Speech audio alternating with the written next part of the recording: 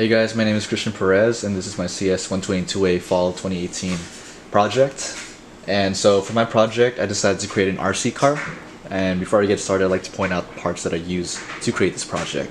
So foremost, I have two microcontrollers here, one as the master and the other one as the servant, two Bluetooths using USART communication.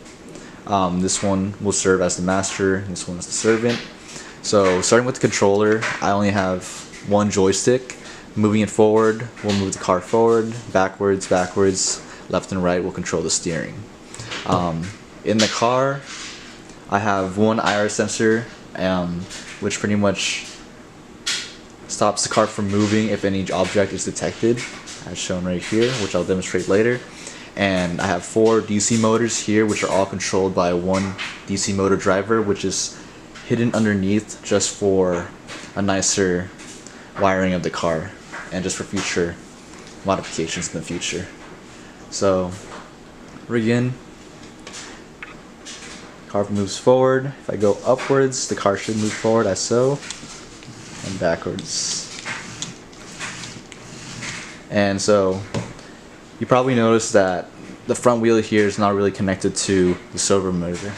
The reason for that is I've been having issues with trying to really stick this into the front.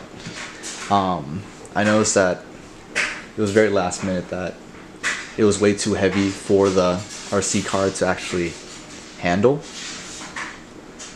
I tried many different methods to understand the steering mechanism for the RC car, but due to the time restriction I just resorted to this method. But I already figured out ways to counteract these issues the next time I work on this project. So to prove that the steering mechanism works, if I just move this out for a bit, if I were to zoom in, I added a pointer in front of the servo motor.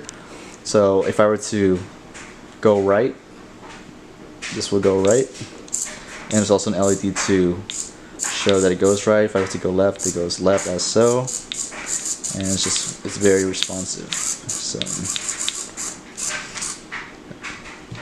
So a demo of the IR sensor, if I were to move this forward, or say, like so.